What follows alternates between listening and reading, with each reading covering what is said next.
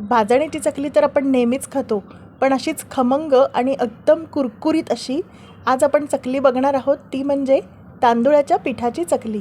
ही चकली खरंच तुम्ही नक्की ट्राय करून बघा, खूप मस्त लागते ही चकली, एकदम कुरकुरीत होते. नमस्कार, मी अंतरा. स्वातंत्र्याच्यामध्ये तुमचं स्वागत आहे. आज आपला दिवाळी विशेष 5वा भाग आहे. दिवाळीच्या फराळातला आवडीचा पदार्थ म्हणजे चकली. तर चकली ही सगळ्यांनाच आवडते.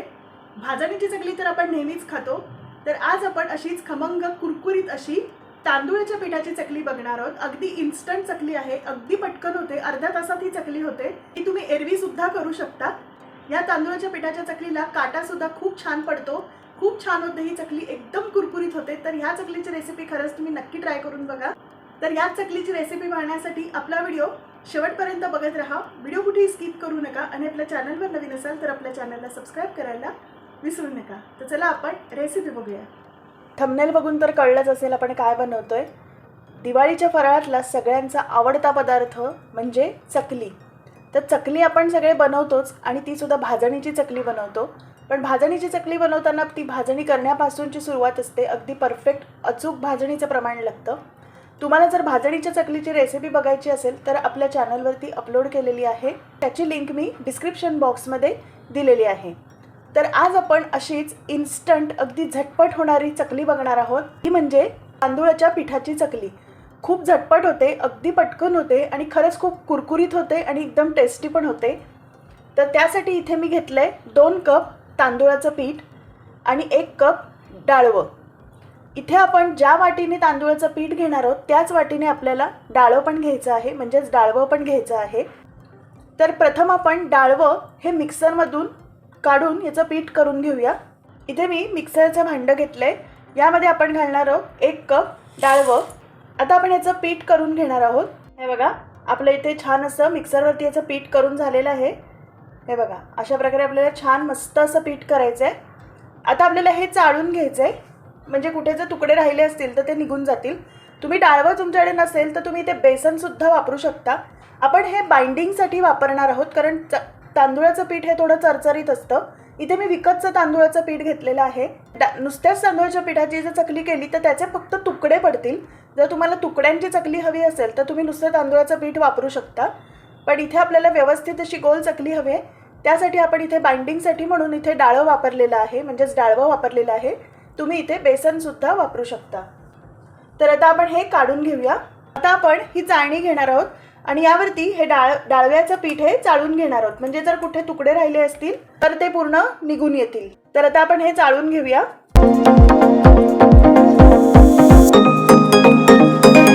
हे बघा, थोडेसे तुकडे राहिले होते ते ह्याच्यामध्ये राहिलेले आहेत. तर आपलं इथे चाळून हे व्यवस्थित झालेलं आहे. आता आपल्याला चाळायचं आहे ते तांदूळाचं पीठ. तर इथे मी 2 कप हे तांदूळाचं पीठ घेतलेलं आहे. ज्या वाटीने तुम्ही तांदूळाचं पीठ घ्याल त्याच वाटीने तुम्ही डाळवं घ्यायचं आहे किंवा बेसन घ्यायचं आहे. हे सुद्धा व्यवस्थित चाळून घ्यायचं आहे. कुठे जर काही तुकडा असेल किंवा काही असेल तर ते निघून येतं, किंवा कचरा असेल तर तो राहतो. हे बघा, थोडासा कचरा होता तो इथे राहिलेला आहे. तर आता आपलं तांदूळाचं पीठ सुद्धा चाळून झालेलं आहे. आता आपल्याला यामध्ये घालायचं आहे 1 टीस्पून हळद, 1 टेबलस्पून काश्मीरी मिरची पावडर. इथे मी रंगासाठी म्हणून काश्मीरी मिरची पावडर घेतले. जर तुम्हाला यापेक्षा कमी प्रमाण करायचं असेल तर तुम्ही कमीसुद्धा घेऊ शकता. मी ते 1 टेबलस्पून घेतले. यानंतर आपल्याला घालायचं आहे 1 टेबलस्पून तीळ. इथे मी कच्चे तीळ घेतलेत कारण त्याला खूप छान चव असते. तुम्ही ते पांढरे तीळसुद्धा वापरू शकता. त्यानंतर आपल्याला घालायचं आहे मीठ चवीनुसार. जर तुम्हाला धनेजिरे पावडर घालायची असेल तर तुम्ही दोन्ही मिळून 1 टेबलस्पून घालू शकता, म्हणजेच अर्धा टेबलस्पून धने पावडर आणि अर्धा टेबलस्पून जिरे पावडर असं घालू शकता. किंवा दोघांपैकी एकही घालायचं असेल तर तसं एकही तुम्ही घालू शकता, पण मी इथे घालत नाही आहे. यानंतर आपल्याला यामध्ये घालायचं आहे 2 टेबलस्पून तेल. इथे मी कच्चंच तेल घेतलं आहे, मोहन घेतलेलं नाही आहे, म्हणजे गरम तेल घेतलेलं नाही आहे. आता आपल्याला हे पीठ व्यवस्थित मिक्स करून घ्यायचं आहे.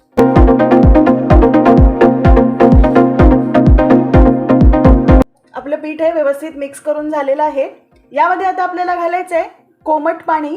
तर आता आपण थोडं थोडं असं कोमट पाणी घालणार आहोत.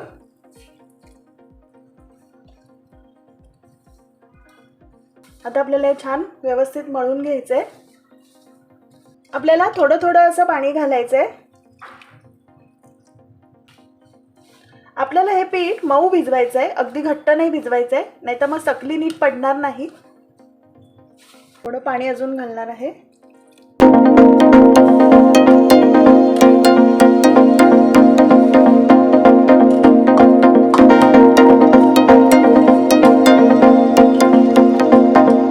आपलं पीठ इथे व्यवस्थित मळून झालेलं आहे. आपल्याला साधारणतः एवढंच मऊ हवं आहे, यापेक्षा घट्ट नको आहे. चकली अशी छान काटेदार पडणार नाही. तर आता आपण चकली बनवायला सुरुवात करूया. आपलं तेल तापले का आपण चेक करूया. आपलं पीठ हे व्यवस्थित असं मऊ झालं पाहिजे, घट्ट होता कामा नये. हे बघा, असं व्यवस्थित असं मऊ झालेलं आहे. जसं आपण भाकरीच्या पिठाला करतो ना, अगदी तसंच आपल्याला मऊ हवं आहे ते, म्हणजे चकली ही छान काटेदार पडते. तर आता आपण लगेच चकली करायला सुरुवात करूया. तर आता मी याचे असे 3 भाग करून घेणार आहे.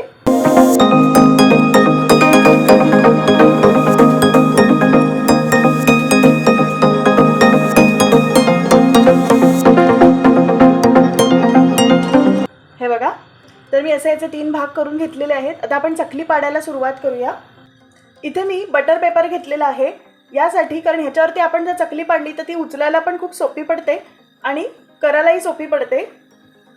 जर तुम्हाला ताटावरती घालून उचलून घ्यायची सवय असेल तर तुम्ही तसं करू शकता. इथे मी चकली पाडायचा सोऱ्या घेतलेला आहे. आता आपण ही चकती यामध्ये घालायची आहे. हा आपण लावून घ्यायचा आहे भाग.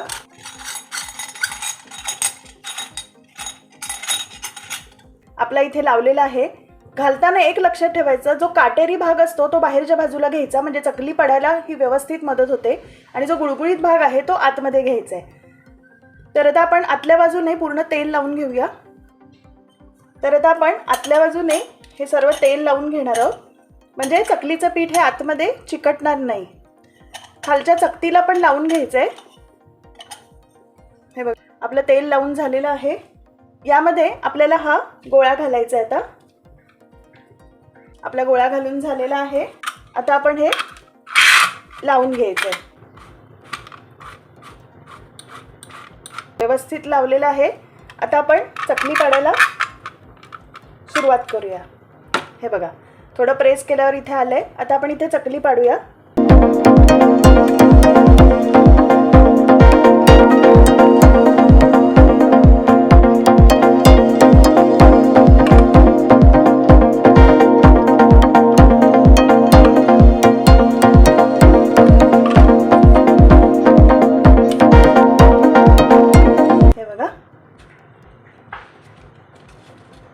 हे बघा, अशा प्रकारे आपण चकली पाडले.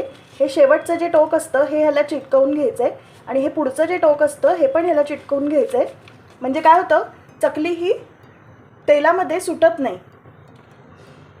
आता आपण अशी दुसरी चकली पण करून घेऊया.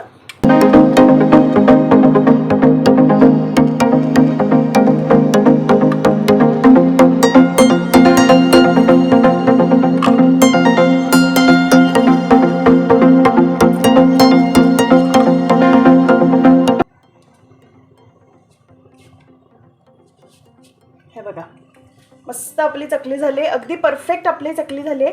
आता आपलं तेल तापले का आपण चेक करूया. त्यानंतर मी इथे थोड्या चकल्या या करून घेते. हे बघा, जेवढं आपण आत्ता सोऱ्यामध्ये सारण भरलं होतं त्याच्या इथे मी चकल्या केल्यात. काटे बघताय किती मस्त पडलेत.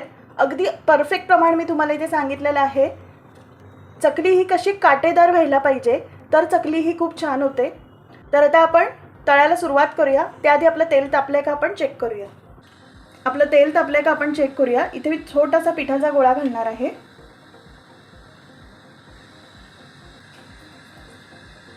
हे बघा, हा लगेच वरती आला म्हणजे आपलं तेल हे परफेक्ट तापलेलं आहे. आता आपल्याला चकली ही तळायला सुरुवात करायची. किती मस्त काटे पडलेत. आपण बटर पेपरवर घातल्यामुळे अगदी अलगदपणे आपल्याला उचलता आले. अशी कुठेही चिकट झाली नाही आहे किंवा अति पीठ आपलं घट्टही झाले नाही आहे. छान अशी काटेदार आपली चकली तयार झाली आहे. तर आता आपण तळायला सुरुवात करूया. तेल आपलं चांगलं तापलेलं आहे. हळुवारपणे आपल्याला घालायचे. इथे मी सुरुवातीला 3च चकल्या घातलेल्या आहेत. एकदम पण घालत नाही, नाहीतर त्या एकमेकांना चिकटून बसू शकतात. लगेच आपल्याला पलटवायच्या नाही आहेत, नाहीतर त्या तुटू शकतात. आपल्याला या मंद आचेवर तळायचे आहेत, म्हणजे छान तळल्या जातात. एकदम फुल गॅसवर जर तुम्ही तळल्यात तर त्या वरून तळल्या जातील पण आतमध्ये कच्चट राहतील आणि नुसत्या काळ्या होतील आणि मग त्यात नीट चांगलं लागणार नाही. 1 मिनिट झालंय. आता आपल्याला यावरती असं तेल उडवायचं आहे. आता आपल्याला अलगदपणे ही चकली पलटवून घ्यायची.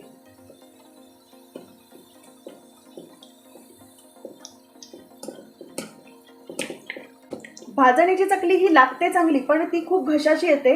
तर असा जर प्रकार तुम्ही करून बघितलात या दिवाळीला तर तुम्हाला नक्कीच आवडेल. पण आपला व्हिडिओ शेवटपर्यंत बघा. आणि ही अगदी इन्स्टंट चकली आहे. दिवाळीलाच नाही तर एरवी सुद्धा ही तुम्ही चकली करू शकता. ही चकली खरंच मस्त लागते, एकदम कुरकुरीत होते. आणि आपण जे इथे डाळवं घातलंय त्यामुळे याला छान असं बाइंडिंग येतं पिठाला. हे बघा छान रंग आलेला आहे. आता आपली चकली ही झालेली आहे बघा. आता आपण ही चकली काढून घेऊया. मी तुम्हाला दाखवते. हे बघा किती मस्त झाले, एकदम छान काटे पडलेत चकलीला. चकलीला काटे पडणं हे खूप महत्त्वाचं आहे. एकदम मस्त झाले. आता आपण ही काढून घेऊया. हे बघा आवाज ऐकला किती छान आवाज येतोय.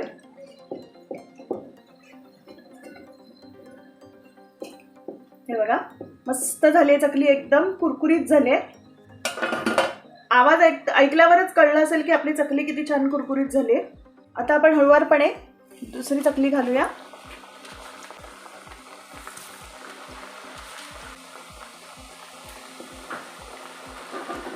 एक मिनिट झालं की मग आपल्याला याला पलटवायचे. लगेच पलटवायची नाही.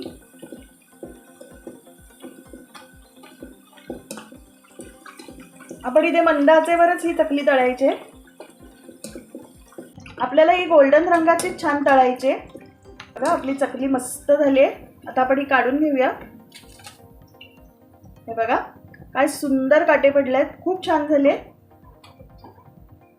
तर आता आपण ही काढून घेणार आहोत. हे बघा आवाज ऐकताय तुम्ही किती मस्त कुरकुरीत झाले. तर आता मी अशाच बाकीच्या चकल्या सुद्धा करून घेते. आपली इथे मस्त अशी तांदूळाची कुरकुरीत अशी चकली तयार झाली. किती बघताय छान झालेत आपले चकली. टेस्टला तरी खूपच मस्त लागते आणि मुळात म्हणजे ही एकदम पटकन होते, इन्स्टंट होते. आपल्याला भाजणी दळून आणण्याची पण गरज नाही. जर तुम्हाला भाजणीची चकली नको असेल तर तुम्ही ही इन्स्टंट अशी तांदूळाची चकली सुद्धा बनवू शकता. मी तुम्हाला जवळून दाखवते. हे बघा किती सुंदर काटे पडलेत आपल्या चकलीला, एकदम छान काटे पडलेत. बघताय तुम्ही. ही खरंच खूप सुंदर लागते. तुम्ही नक्की ट्राय करून बघा. मी तुम्हाला एक तोडून दाखवते. हे बघा बघितलात आवाज.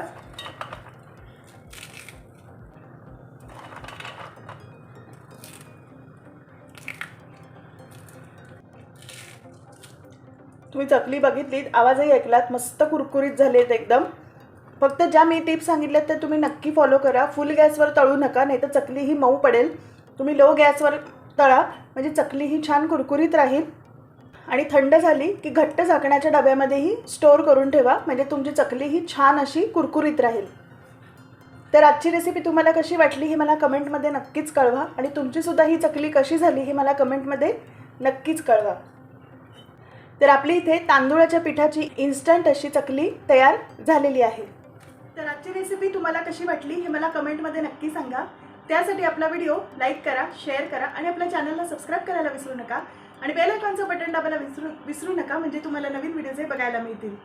चला मग भेटू आपण आपल्या नेक्स्ट व्हिडिओमध्ये एका नवीन रेसिपीसह. तर विश तुमची, डिश आमची. नमस्कार.